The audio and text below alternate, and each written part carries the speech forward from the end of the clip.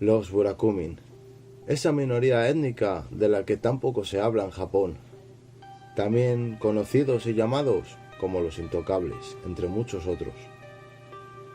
Siendo la parte más baja del sistema de castas japonés, que a día de hoy sigue vigente. ¿Son los burakus los barrios chabolistas de Japón? ¿Son los burakumin realmente una minoría étnica, como dicen? Quédate y te cuento la verdad.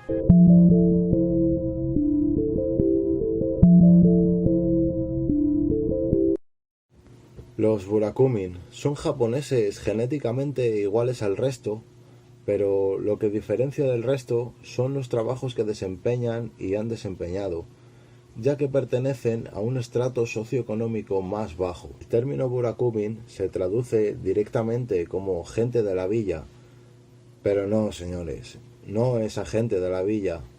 En realidad, esto es un eufemismo para describir dos grupos, los cuales también han sido oprimidos como los Eta, siendo gente impura también como los Hinin, o los no humanos, siendo Eta y Hinin unos términos altamente ofensivos en el idioma japonés, por lo que solo los usaremos escasa y únicamente por su contexto histórico.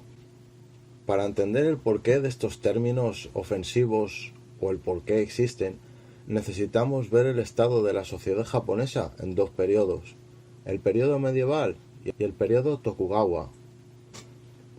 Sí, sé que esto suena muy denso de procesar, pero vamos a hacerlo simple. 500 años antes de Cristo apareció un sujeto llamado Confucio en el Imperio Chino que estaba desmoronándose y mira alrededor y dice, vaya, esto apesta, creo que debería repararlo. Y entonces decide que el Estado debería funcionar como una familia, salvo que con reglas muy estrictas, sobre el tipo de gente que encaja en cada categoría. Específicamente 4 categorías que inventa: los estudiosos, granjeros, artesanos y mercaderes.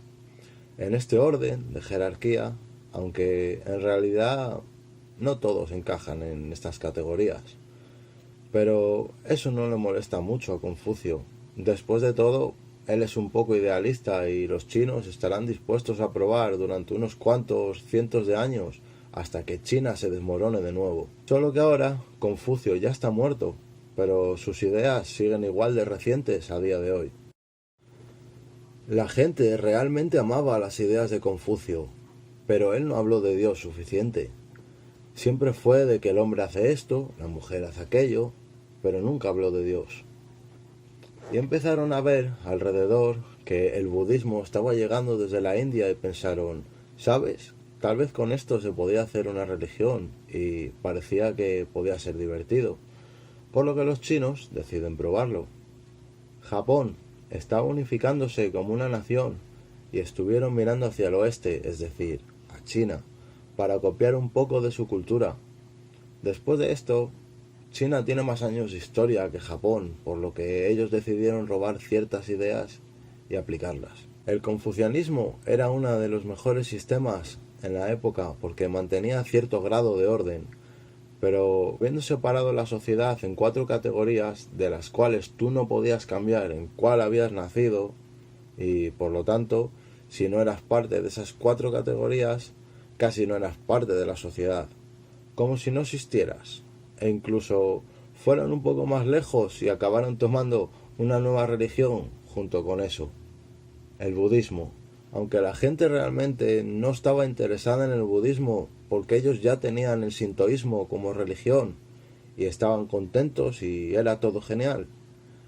Podías rezarle a los árboles, rocas y otras cosas. Y todos estaban de acuerdo de que era algo extrañamente asombroso. Hasta aquí todo bien, pero el budismo le gustaba mucho a las élites de China y Corea, por lo que la élite japonesa también lo quería.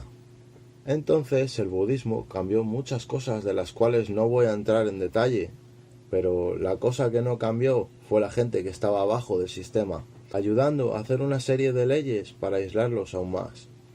El sintoísmo tenía la idea de que la palabra kegare, que casi se considera un pecado en la sociedad japonesa, Excepto que no solo las cosas que tú haces pueden causarlo, sino que también las cosas que te pasan aplican. Por ejemplo, alguien cercano murió, eso es kegare, y entonces tienes que ir al santuario a purificarte. ¿Cambias los surcos en un capo de arroz para aparentar tener más cultivo que tu vecino? Eso también es kegare y debes purificarte. ¿Asististe a una vaca en un parto y tocaste su placenta? Pues ya sabes, eso también es kegare, etcétera, etcétera, etcétera. Los Zeta y los Jinin ahora son socialmente y religiosamente más importantes, estando ya legalmente abajo del sistema. Están tan abajo del sistema que los Zeta y los Jinin han estado haciendo trabajos que históricamente eran impuros, pero necesarios, aunque religiosamente inaceptables. Por ejemplo, si tú trabajas el cuero y tratando pieles animales o cortando carne, esto para ellos es considerado impuro porque estás trabajando con los muertos. Básicamente, ganarse la vida con un oficio así, allí es un kegare sin parar, del que no hay forma para purificarse. Los Jinin, por otro lado, realizaron trabajos que la sociedad no desearía que existieran, trabajos como la prostitución, mendigar y trabajos criminales, entre otros. Los Jinin no estaban realmente cometiendo kegare, pero de alguna forma esto se percibía como si lo estuvieran haciendo. Pero en medio del budismo y el sintoísmo, estos estaban haciendo algo malo y pronto fueron incluidos dentro de la misma casta de intocables de Japón, o como más tarde serían todos juntos conocidos como los Burakumin. Estaban tan abajo de la escala social, estos no eran contados en los censos. Un oficial se refirió a ellos como solo una séptima parte de humano, apenas humanos. Para distinguirlos del resto de la población, el gobierno hizo que usaran un determinado tipo de ropa para así distinguirlos, que además se mudaron a vecindarios solo para ellos, como es el barrio de Nishinari en Osaka. Incluso después de que algunos fueron tatuados, aunque no fueran criminales, solo para que estos no se salieran de su casta social. Excluidos, su lenguaje empezó a cambiar.